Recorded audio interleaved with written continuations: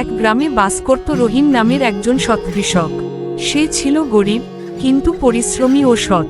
প্রতিদিন ভোরে উঠে সে তার জমিতে কাজ করত, নিজের ঘাম ঝরিয়ে ফসল ফলাত।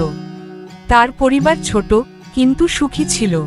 একদিন জমি চাষ করতে গিয়ে সে একটি মাটির হাঁড়ি খুঁজে পায়, যার ভেতরে ছিল সোনার মোহর। প্রথমে সে অবাক হয়ে যায়, কিন্তু পরে ভাবে এটি নিশ্চয় কারো হারানো সম্পত্তি। সে হাঁড়িটি নিয়ে গ্রামের মোল্লের কাছে যায় ও সব ঘটনা খুলে বলে। মোল্ল খুব খুশি হয় রহিমের সততায়। খোঁজ নিয়ে জানা যায় মোহরগুলো এক ধনী জমিদারের পূর্বপুরুষের ছিল, যা হারিয়ে গিয়েছিল বহু বছর আগে। জমিদার রহিমের সততায় এত মুগ্ধ হয় যে সে তার অর্ধেক জমি রহিমকে উপহার দেয়। রহিম আরও মন দিয়ে চাষাবাদ শুরু করে এবং তার পরিবার সুখে শান্তিতে দিন কাটাতে থাকে। গ্রামের লোকেরা তাকে সম্মান করতে শুরু করে এবং তার সততার গল্প সকলের অনুপ্রেরণায় পরিণত হয়।